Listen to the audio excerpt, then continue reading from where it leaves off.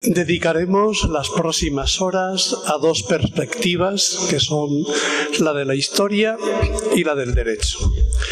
La primera a cargo de Alfonso Esponera Cerdán, dominico, profesor actualmente en la Facultad de San Vicente Ferrer de Valencia.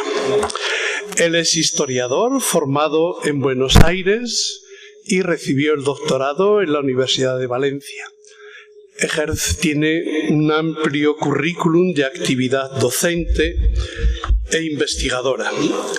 La primera como profesor de Historia de la Iglesia y de la Teología, ejercida en Valencia y en varias universidades de América Latina, especialmente cursillos más breves y numerosas conferencias.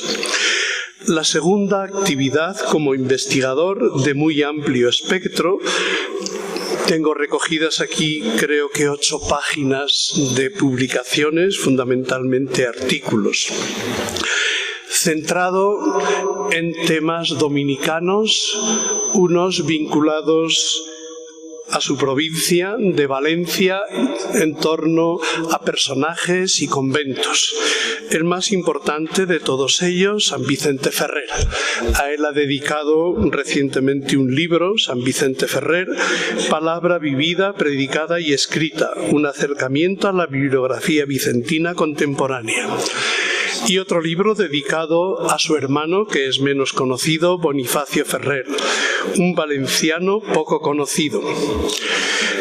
A esta labor de investigador se une el hecho de que es director del Instituto Histórico de la provincia dominicana de Aragón y también es el director del Archivo Histórico y de su centro de estudios sobre San Vicente Ferrer.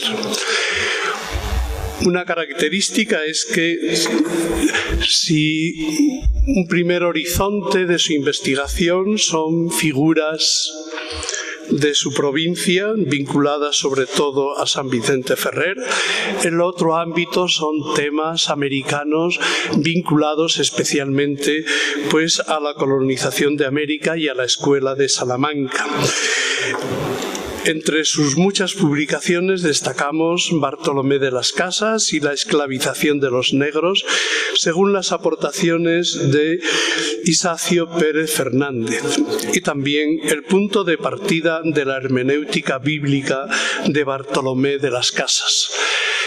Tiene muchísimos artículos dedicados a instituciones dominicanas de América Latina y también a personajes que no repito y que son menos conocidos.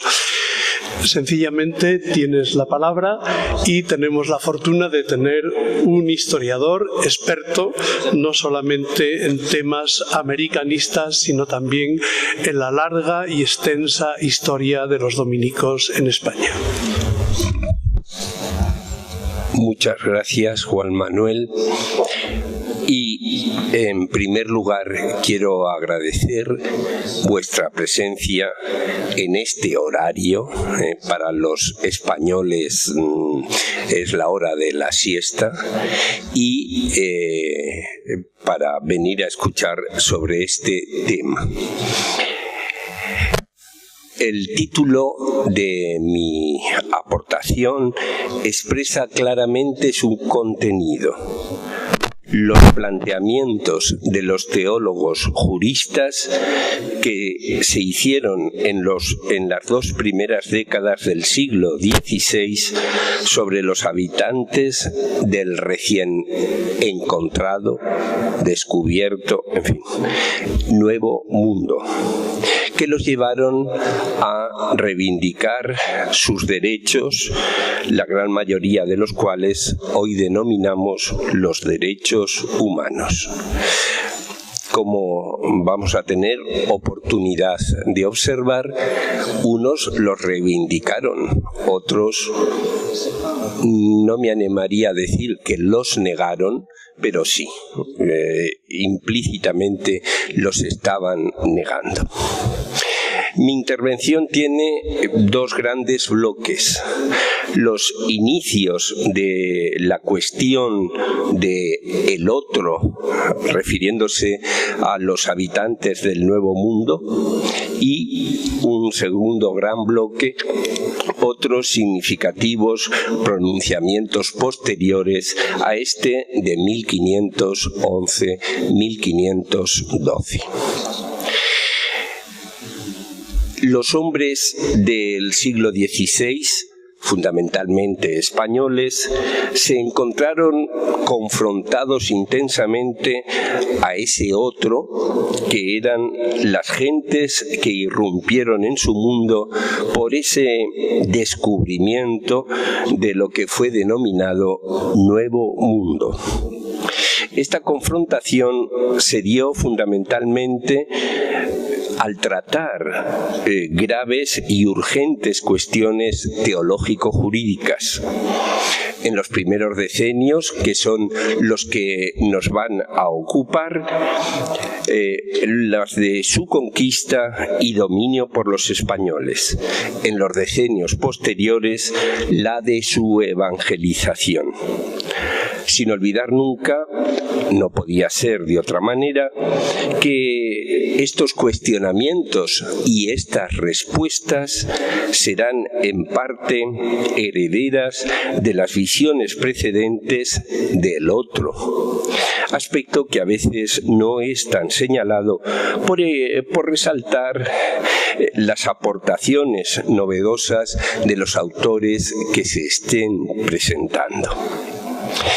Como el padre Ramón nos ha indicado esta mañana, parece ser que fue Johannes Mayor o Juan Mayor, el teólogo escocés que desde París fue el primero en pronunciarse en problemas planteados por las recién descubiertas Indias y sus habitantes. Esto fue en 1508, aunque se publicó 2 años después.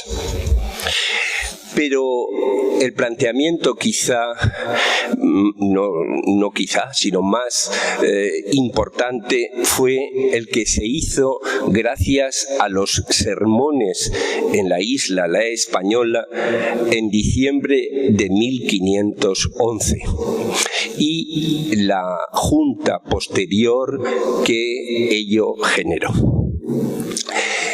Para estos sermones tenemos que utilizar a Bartolomé de las Casas, que en su historia general de las Indias, que escribió, y esto no se debe olvidar, 40 años, casi 40 años después de los acontecimientos y sin haber estado él presente en dichos acontecimientos, como decía, tenemos que utilizar a Bartolomé de las Casas, quien informa que en los primeros meses de 1512 y como consecuencia de las denuncias formuladas en sus sermones por los dominicos en La Española en el diciembre anterior, o sea, en diciembre de 1511, los encomenderos y autoridades mandaron a España un representante para que apelara ante el rey Fernando. Siempre, según la versión de las Casas, el contenido ideológico de 2 sermones, porque uno fue el primero, perdón por la evidencia, y el domingo siguiente tuvieron que formular otro sermón que teóricamente iba a rectificar las doctrinas que habían presentado en el anterior, lo cual no ocurrió, sino al revés, reafirmaron lo que habían venido diciendo en el sermón anterior. Por eso son 2 sermones.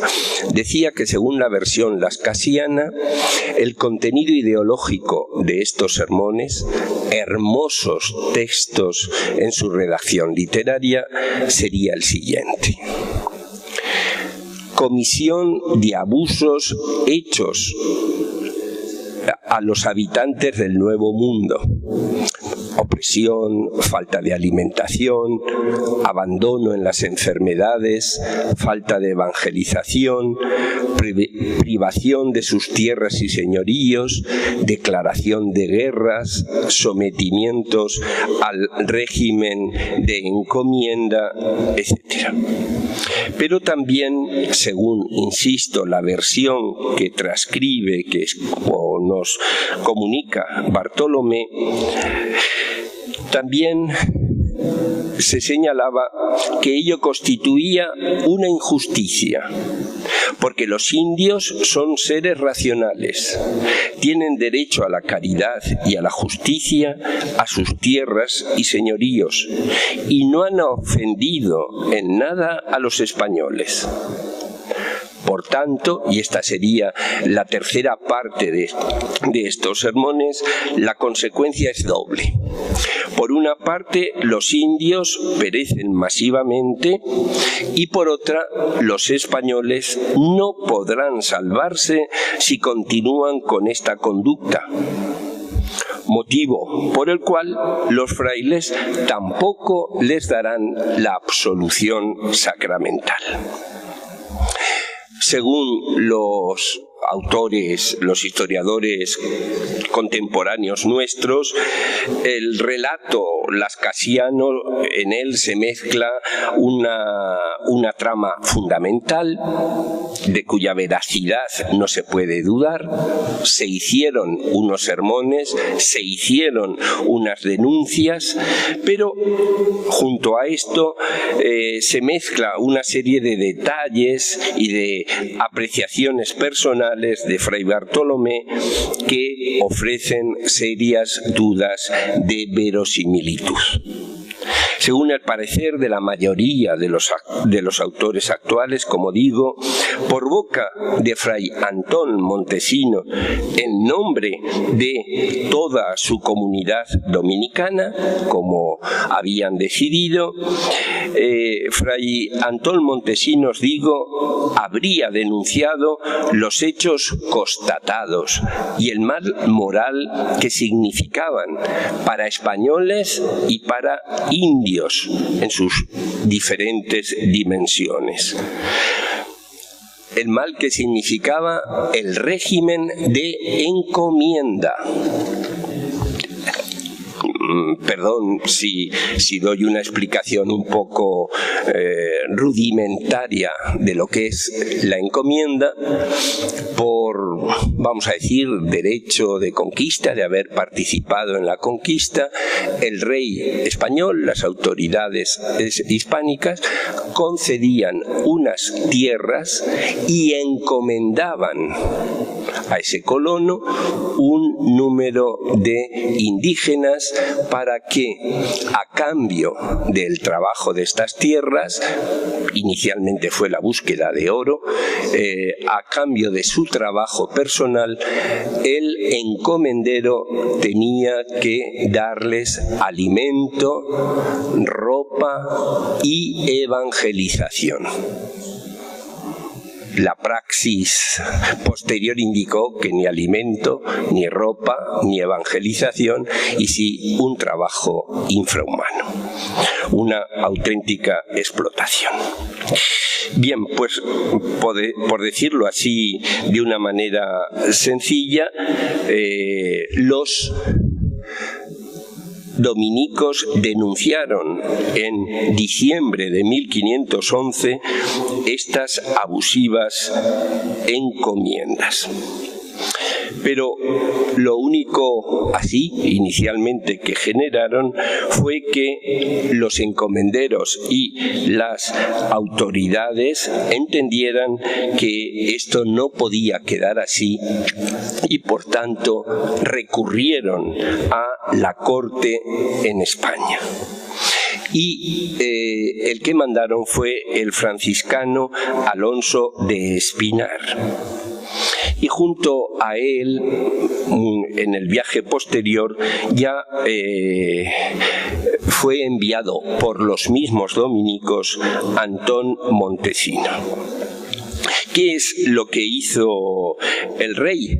Pues el rey, como era lo típico y característico de aquella época, fue recurrir a las pertinentes autoridades de los dominicos para que advirtieran a estos frailes díscolos de la española que cuidasen lo que estaban enseñando y, sobre todo, que es lo que más nos interesa a nosotros, convocó una junta de teólogos y juristas en Burgos, que se había de celebrar en 1512. Este hecho de convocar una junta de teólogos para conocer su parecer no es solo típico del momento, sino que ya viene de antiguo tiempo. En la época medieval se vinieron celebrando disputas y juntas sobre ciertos temas, etcétera, que no eran solo ejercicios académicos, sino también para perfilar ciertas cuestiones en relación con los judíos, etcétera. Entre los integrantes de estas juntas se designaron miembros del Consejo Real y teólogos. En estos teólogos, evidentemente, no está Francisco de Vitoria, que en estos momentos lo tenemos pues empezando prácticamente sus estudios en la Universidad de París. Tomás de Durán, dominico; Pedro de Covarrubias, dominico; Matías de Paz, dominico; el licenciado Gregorio Lita, más el ya señalado Alonso de Espinar. Las Casas, que es la única fuente que tenemos a este respecto, nos presenta a Antón Montesino como tratado por muy extraño y que de todos los de la corte, al menos los de Palacio y de los oficiales que de eso trataban, no lo pudiesen ver ni aun pintado. Esto es textual, diríamos hoy en el lenguaje coloquial español, no lo podían ver ni pintado, ni en pintura. Este aislamiento no es del todo exacto, pues había gozado Antón Montesino de la suficiente influencia como para ser escuchado por el rey, leyéndole su memorial, y además había conseguido que éste, en contra de la opinión de algunos, introdujera en la junta a Matías de Paz, teniendo además a su favor y le ayudaban pues otros juristas y teólogos. Lo señalo porque pues el texto de Las Casas hay que tomarlo, voy a dar una expresión latina a estas altas horas de la madrugada, aún es soportable, con mica salis, con un poco de distanciamiento. Bien, ¿qué asuntos se trató en esta junta de juristas teólogos en 1512? El bastante largo memorial que, según Las Casas, había leído Montesino al hacérsele encontradizo al rey, siempre en abril o mayo de ese 1512, no menciona expresamente lo que ha venido a llamarse el grito profético de los de la isla La Española, pero sí que recoge todo un conjunto de informaciones sobre el maltrato y los abusos que se hacían a los indígenas, a los habitantes de aquellas tierras, y por otra parte también lo que había visto y participado la comunidad dominicana. Según Las Casas, los encomenderos allí presentes o sus procuradores denigraron engañaron a los indios en la corte al afirmar que no se sabían gobernar y que tenían necesidad de tutores. Y fue siempre creciendo esta maldad, de modo que los rebajaron hasta decir que no eran capaces de la fe, que no es chica herejía, añade Las Casas, y hacerlos igual a bestias. Estos, o algunos de ellos, trajeron e informaron ampliamente de todo ello a la Junta. Como decía, la Junta se reunió en Burgos y cada uno de los intervinientes pues expresó su opinión, algunos de los cuales el mismo Las Casas nos transcribe y nos comenta dictámenes, opiniones ya un poco inclusive anteriores a la Junta a este respecto. En la Junta no se trató, como a veces uno lee en ciertos autores, sobre la racionalidad o no del indio, sino que se trató acerca de si eran y debían estar libres, acerca de su evangelización y acerca de su trabajo. Llegó la Junta a 7 proposiciones, insisto, siempre según Las Casas.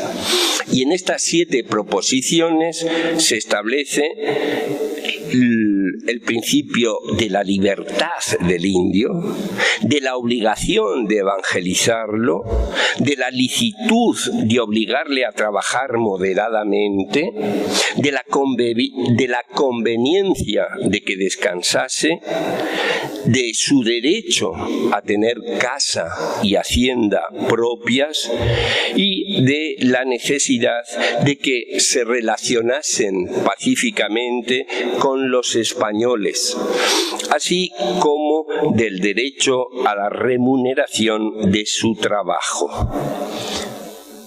No, les ahorro el leer textualmente los 7 proposiciones, pero les pido que confíen en mí, que las he intentado resumir bien. Evidentemente que todo esto es una inicial declaración de algunos de los derechos y de algunos de los deberes de esas gentes. Pero sin embargo quedaba un tema no solo pendiente, sino que no se había tratado: el tema de las encomiendas. Es verdad que, o es exacto decir, que en estas 7 proposiciones, pues, subyace y se habla de la moderación de su utilización, pero no se llegan a combatir, no se llegan a rechazar. El tema de las encomiendas es un tema que Bartolomé de las Casas y un buen sector de dominicos, otros no, aquí no saquemos los pendones dominicanos y presentando posturas unánimes que no las hubo, pero un sector de dominicos siempre se mostraron contrarios a las encomiendas. Pero la corona en ese tema evidentemente y desgraciadamente no cesó. Bartolomé, por otra parte, nos indica que formuladas estas proposiciones, dijeron de parte del rey a estos ilustres intelectuales que hiciesen o ordenasen leyes, explicándolas, porque eran como principios que incluyen dentro de sí muchas particulares reglas. Pero estos intelectuales dijeron que no les correspondía a ellos Ellos habían dado su opinión, pero que no eran quienes para dar leyes. Finalmente, dos personajes, que les ahorro el nombre, las redactaron y son las conocidas como leyes de Burgos, dictaminadas o promulgadas el 22 de diciembre de 1512. En forma de 35 ordenanzas que intentan regular, como he dicho, la vida laboral y la evangelización de los indios.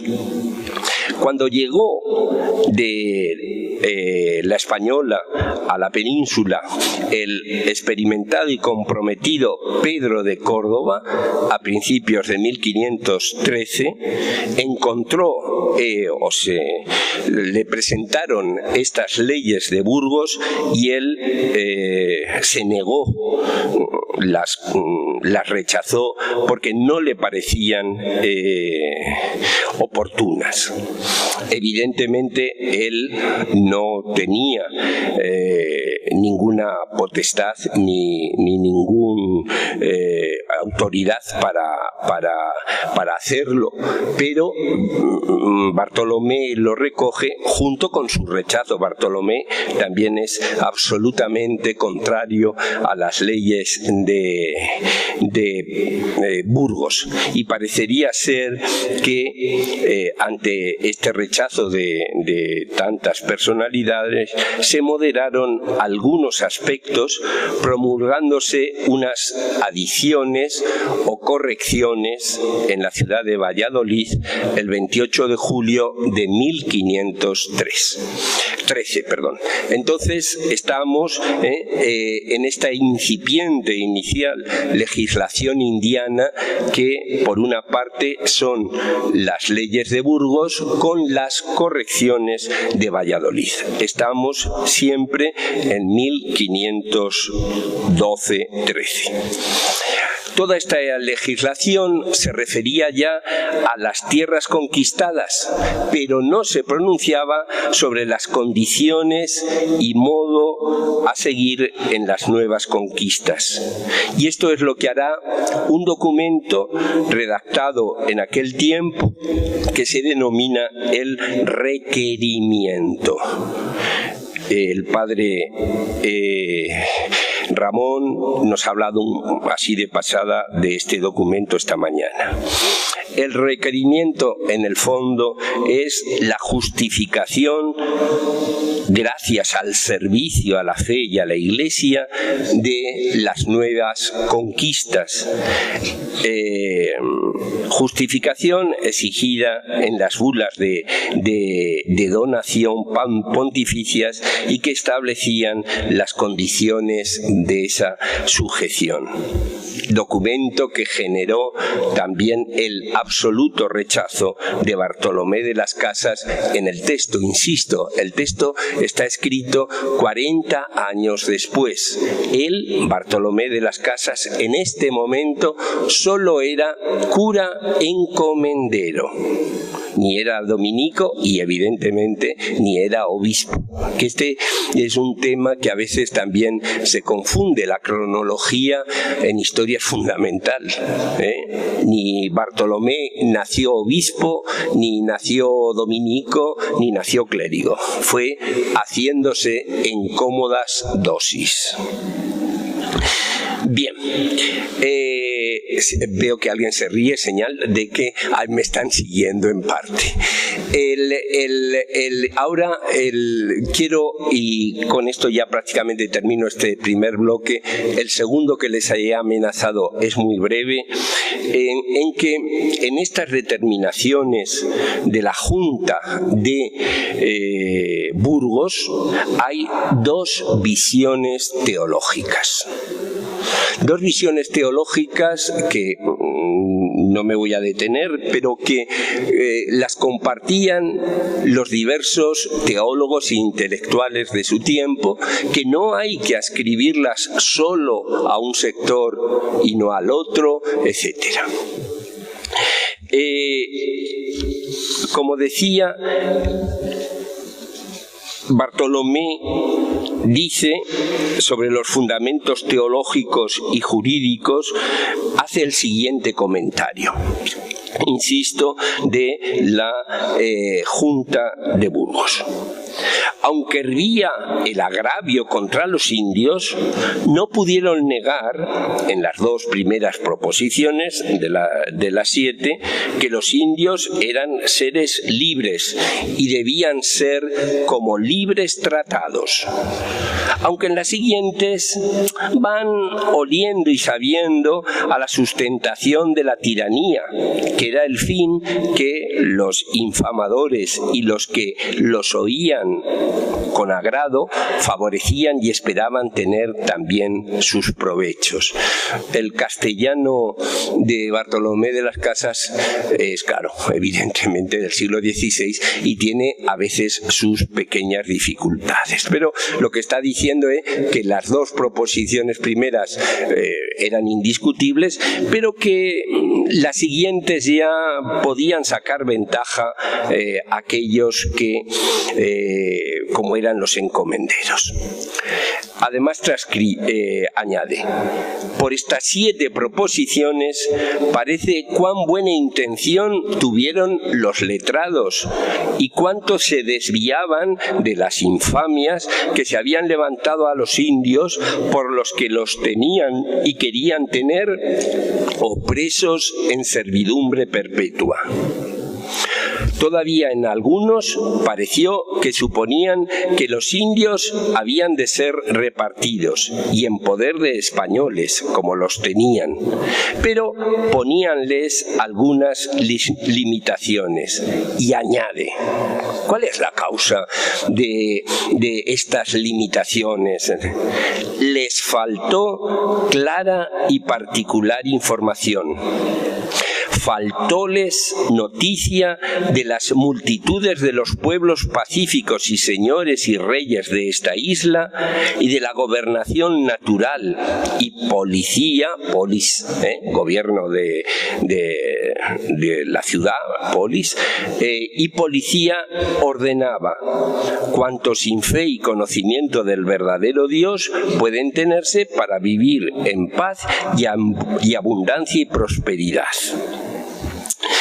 Como decía, una vez más, estamos ante estas dobles posturas. Por una parte, podemos decir que están los que seguían la postura más bien tradicional. Aquellos que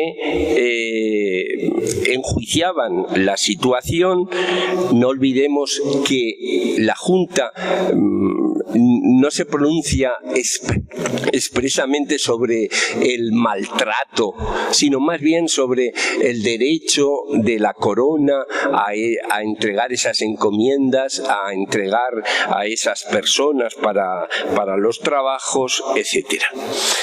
Entonces, una corriente insiste en que, según derecho, el rey tenía dicho, valga la redundancia, dicho derecho, dicha soberanía para encomendar a estas gentes. Pero también estaba el otro bloque por el cual ese derecho tenía que estar sometido, por decirlo de alguna manera, a los principios evangélicos, a los principios del derecho natural, a los principios de que eran seres humanos y por tanto no podían ser sometidos bajo ningún aspecto.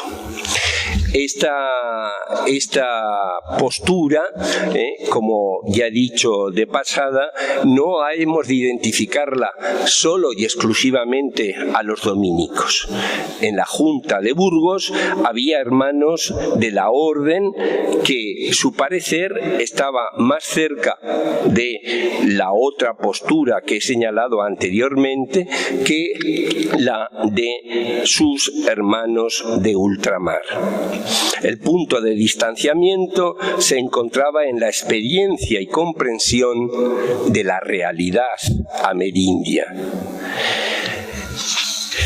Y paso ya al otro gran bloque, que solo tiene 2 puntos. Uno es la Junta de 1517 y el otro es una curiosa e interesante irrupción de los predicadores del rey en el Consejo de Indias de 1519. La Junta de 5 años después. Una nueva cuestión que a lo largo de la segunda década de este siglo XVI se plantearon algunos, si bien otros nunca lo dudaron, es si los indios estaban incapacitados para la fe.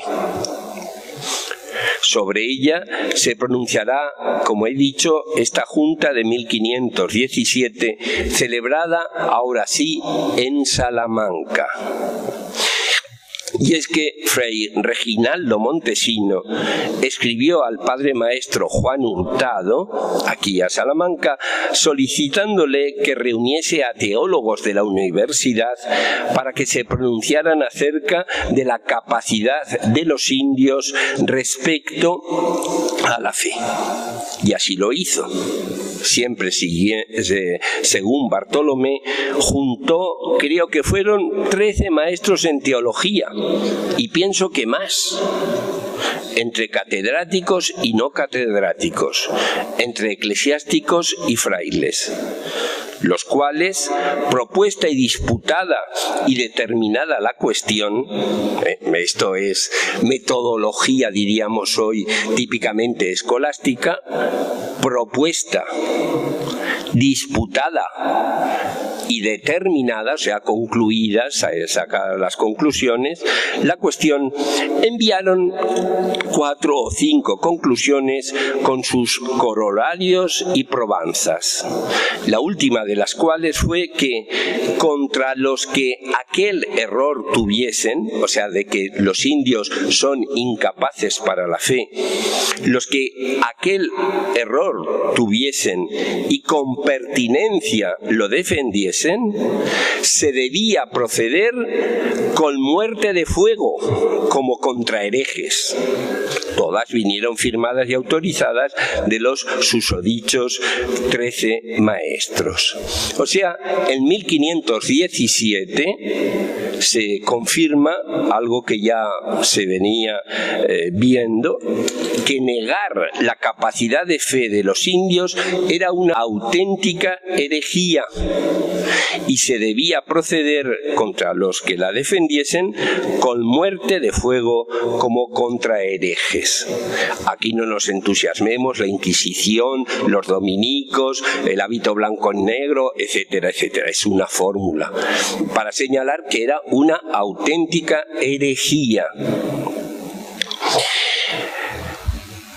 Podemos decir que esta Junta de 1517 es un poco el cierre de este primer periodo de reuniones de teólogos y juristas ante los problemas que se estaban planteando en Indias. Pero quiero añadir lo que les decía de la irrupción de los predicadores del rey en el Consejo de Indias en este 1519.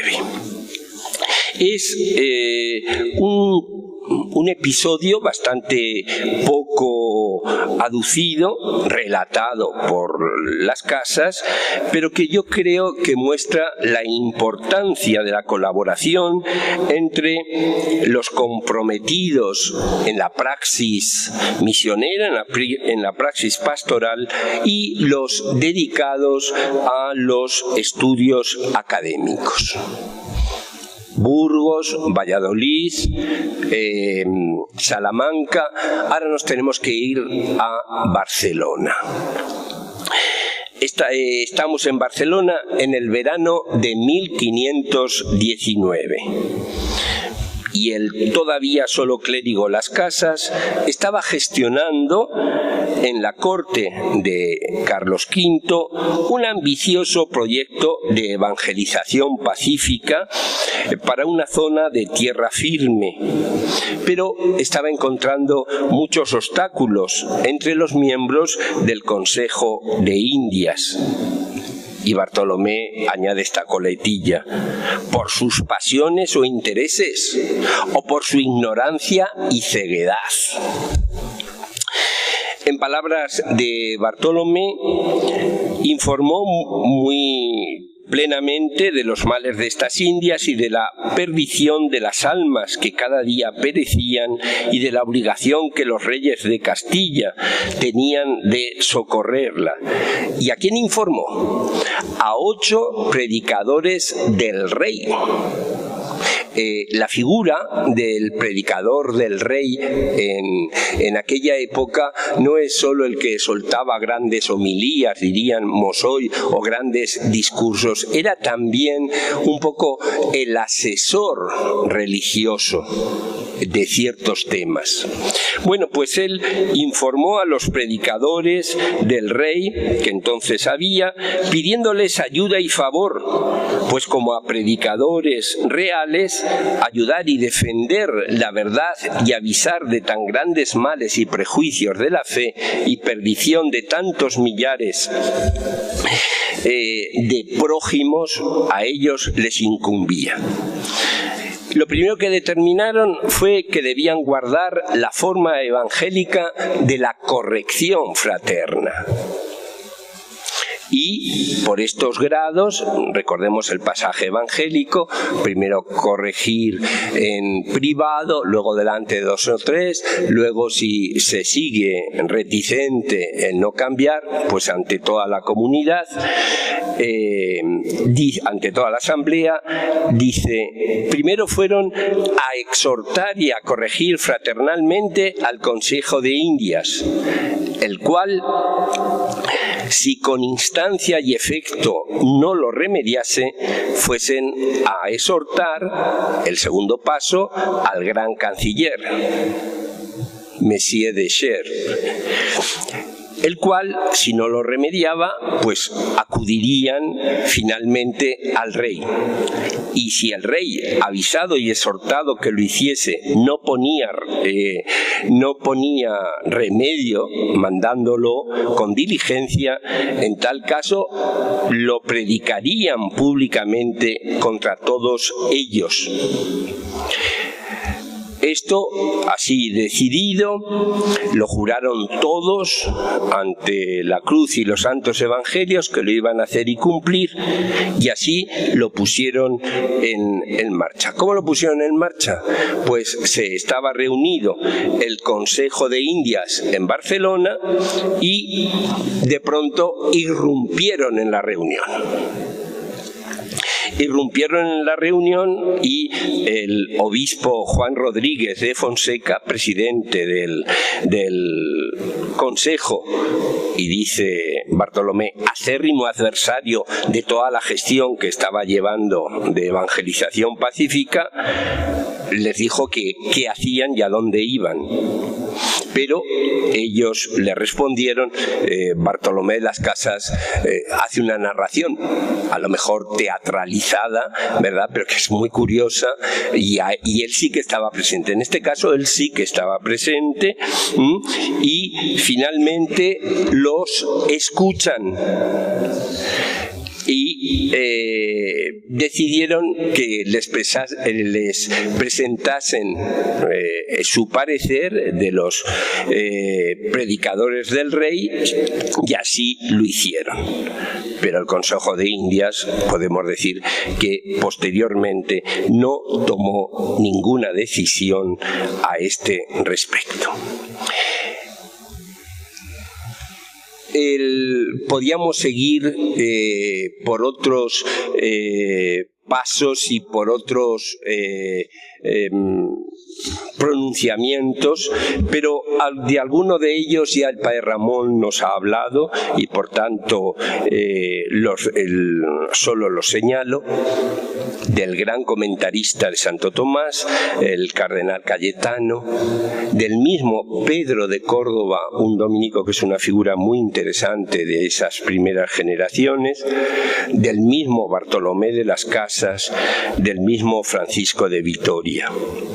También está en esta época la cuestión que Ramón nos ha mencionado de la guerra justa, un tema pues muy debatido. Pero queda pendiente el gran tema de la esclavitud de los negros.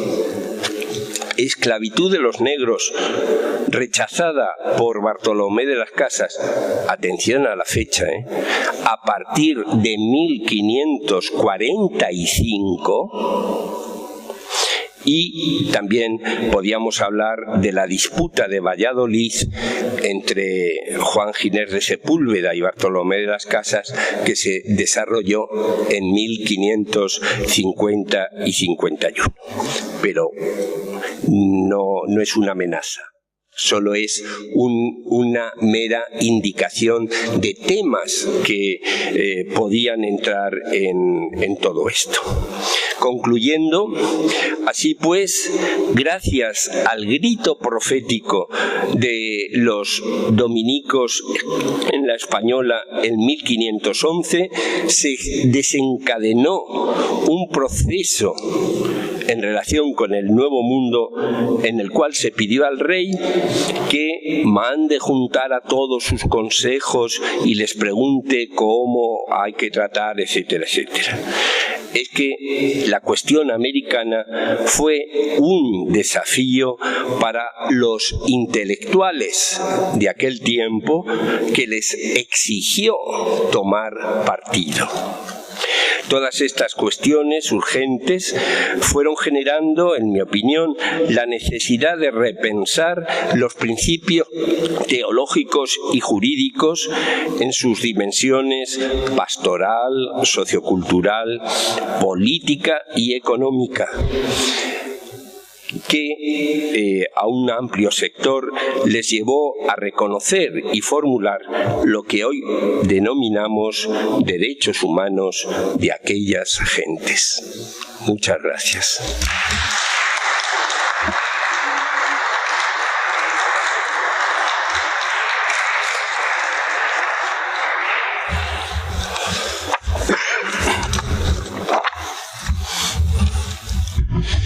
Bueno, disponemos a continuación de 30 minutos para establecer un debate, un diálogo, unas preguntas y unas respuestas.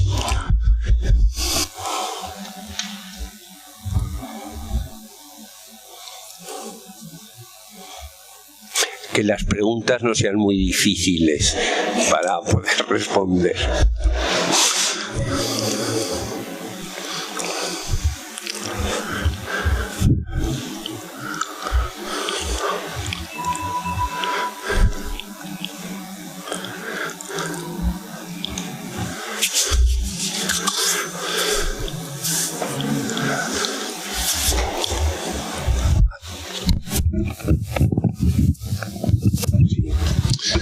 Donc Bernard Bourdin, Ceslas dans l'ordre des Dominicains, Institut catholique de Paris où j'enseigne la philosophie politique. J'allais dire une simple question, c'est pas une simple question à vrai dire. Votre exposé historique m'a beaucoup intéressé et la façon avec laquelle vous concluez me conduit à une question plus philosophique, disons. S'agit-il, par le combat mené par les Dominicains et Las Casas en premier, et puis ultérieurement Vitoria, d'un droit pour les Indiens, ou de droits de l'homme? C'est... Bon, on pourrait... Je vous écoute. Escuche. J'écoute. Es que poniéndonos académicos, entiendo que los derechos humanos se formulan en la Declaración Universal de los Derechos del Ciudadano, y yéndonos un poco más arriba, unos años antes, en los derechos de los ciudadanos de Virginia. Así, la formulación como formulación de derechos humanos. Lo que uno lee en los pronunciamientos que recoge Las Casas o que hace Francisco de Vitoria, en mi opinión, aquí está el padre Ramón Hernández, que sabe mucho más que yo en todo, pero sobre todo en Vitoria, es los derechos de los indígenas, de los indios. Que, claro, esa defensa de los derechos de los indios y la formulación de los derechos de los indios se hace sobre un sustrato que es una antropología filosófica y teológica que vale para todo habitante del planeta Tierra. Y entonces podríamos decir que son derechos de todos los hombres. Vamos a añadir hombres y mujeres, para que nadie se ofenda. Entonces, claro, desde esa perspectiva, ellos hablan de derechos humanos, pero explícitamente a lo que se están refiriendo normalmente es a los derechos de los indios, de aquellas gentes, de los habitantes de las Indias. Y ya no digo pues formulaciones posteriores que responden pues a una sensibilidad que evidentemente no era la de ellos.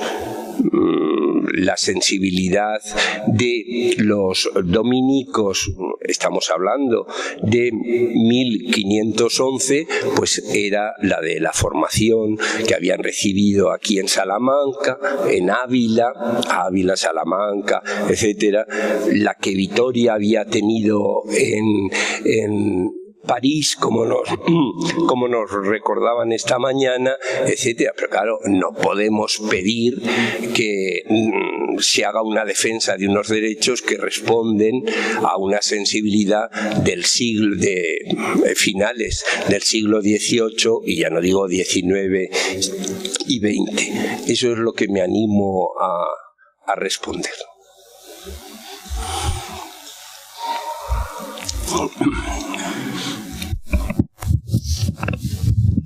Muchas gracias por su presentación, padre. Mi nombre es Leobardo Almazán, vengo de Estados Unidos.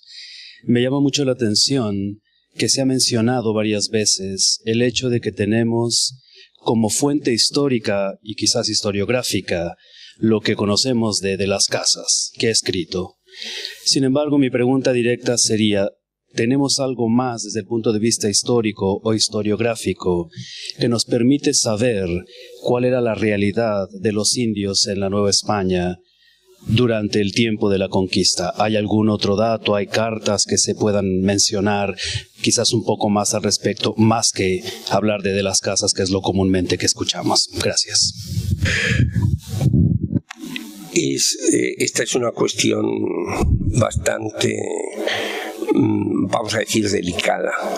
Si aquí estuviera mi maestro, porque fue profesor mío y luego lo he seguido, y de alguno de ustedes dominicos que lo conocen, que lo conocieron, el padre Isacio Pérez Fernández, nos hubiese fulminado, porque yo he dicho que dudo de la veracidad histórica de algunas afirmaciones de Bartolomé de las Casas. Bueno, sí, Bartolomé de las Casas pues tiene obras. Hablemos de la brevísima relación de la destrucción de Indias, que ha generado su manipulación, toda una leyenda negra por lo extremoso de los datos, etcétera. El padre Isacio Pérez siempre insistía que Bartolomé de las Casas no se los había inventado, los había sintetizado, recogido de los diversos cronistas contemporáneos suyos. Claro, había que, siempre le añadíamos punto, pero él tenía que haber tenido el sentido crítico de saber ver si esos datos no estaban hinchados, como se dice popularmente. Bien, pero vamos a dejar un poco a Bartolomé de las Casas, que respecto al sermón de La Española es la única fuente. Eso sí, pero y no olvidemos que ni estaba él presente y que lo escribió más de 40 años después. Y la memoria, por lo menos la mía, te gasta muy malas pasadas. Bien, pero sí que con lo que ha llegado hasta nosotros, la documentación extra-lascasiana del Consejo de Indias y del derecho indiano, en fin, todas las fuentes del derecho, sí que se constata que había habido, por ejemplo, una denuncia. Y que la corte, cuando digo corte, son las juntas y sobre todo la promulgación del derecho indiano, promulga una legislación, etcétera, que responde a algo. No sé si me explico. Lo modifican, suavizan ciertas cosas, etcétera, señal de que era porque había llegado hasta la península algunos pronunciamientos, algunos informes, etcétera. Y entonces esto, por decirlo de alguna manera, confirma, corrobora algunas de las cosas que dice Bartolomé. Bartolomé, en cuanto, parece que todos los días me trato con él. Bueno, Bartolomé de las Casas, cuando puede, señala, insiste que está transcribiendo literalmente el documento.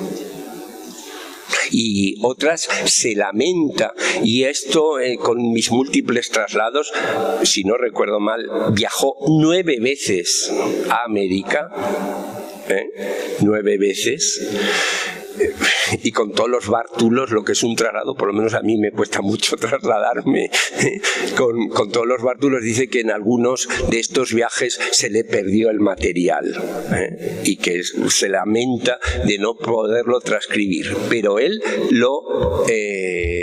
en cuanto puede, transcribe ese informe, ese dictamen o inclusive esa ley. Y por ejemplo, la transcripción de las leyes que hace él, luego cuando se ve la recopilación de leyes de Indias, la transcripción es perfecta.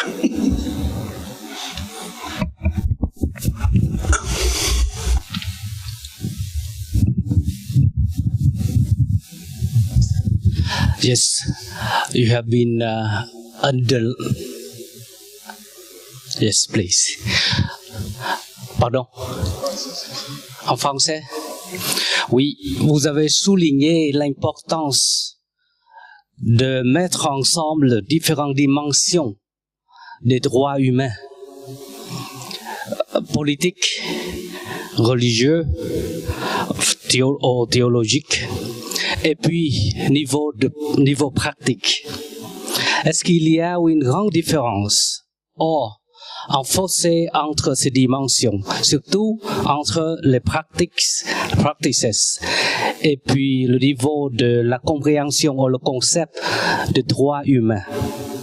Et surtout, si vous pouvez détailler un petit peu pendant la période de Bartolomeo de las Casas au Victoria, qu'est-ce qui étaient les obstacles pour mettre en valeur, en pratique, les droits humains, et même dans notre temps? Merci.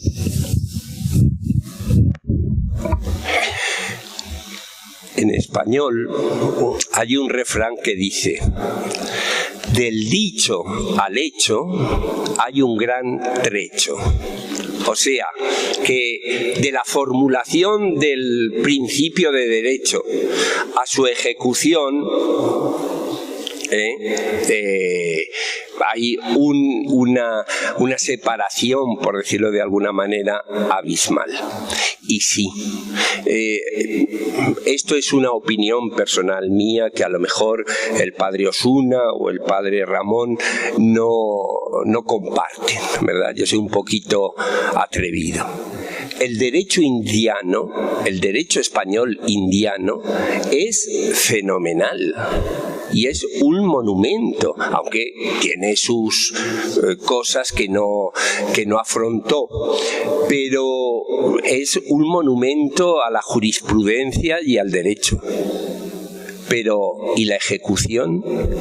¿Cómo se plasmaba en la praxis, en la realidad cotidiana y diaria?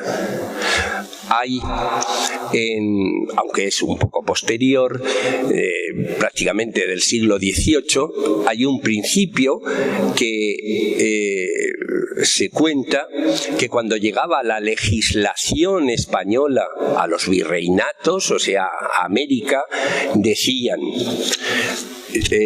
cogían el esto y dice, la ley se acata, pero no se cumple. Eso está testificado, no me lo estoy inventando. La realidad dejó mucho que desear, y de ahí que Bartolomé, inclusive cuando estaba ya en España, fijo, permanente, siguió recibiendo informaciones de los abusos y de los desastres, o sea, la no ejecución de ese maravilloso derecho, principios de derecho y legislación, y él presentando requerimientos, etcétera. Uno, quizá el último más famoso, fue la conquista del Perú. Pero todo quedó en eso, e inclusive podemos decir que con las ordenaciones que se llaman filipinas, o sea, del rey Felipe, de 1760 y tantos, todo el movimiento lascasiano, tanto en Perú como en la Nueva España, en México, fue perseguido, fue abolido. Esa diferencia abismal entre lo que es el derecho y las formulaciones del derecho, etcétera, de la praxis, de la práctica concreta, es eso, abismal. Aunque también hubo gente, en mi opinión, y empresas sumamente interesantes y sumamente positivas, pero se impuso finalmente, y esto nos llevaría muy lejos, la línea, vamos a decir, evangelizadora, de antropología filosófica teológica de José de Acosta, un gran misionero jesuita. Atención, yo doy el dato, un gran misionero jesuita que marcó su historia natural de Indias, marcó ya el pensamiento antropológico y teológico respecto de las Indias. Pero estoy hablando ya de 1570-80. No sé si he respondido. Una curiosidad histórica. He leído en un documento español, no recuerdo dónde, que al llegar los primeros dominicos de Hispaniola, el provincial hizo un precepto formal impidiéndoles de hablar de estas novedades.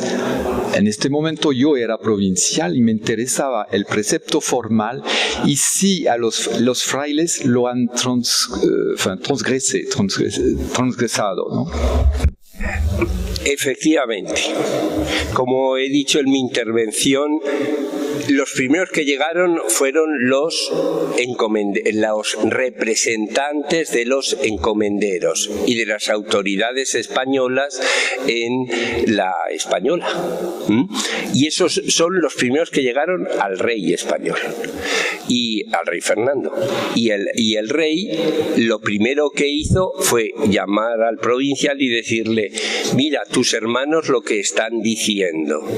Y el provincial, García de Loaiza, inmediatamente escribió una carta señalándoles que no debían impartir esa nueva doctrina, la califica así, nueva doctrina, y que guardasen discreción, silencio, que si no los retiraba a todos de las Indias.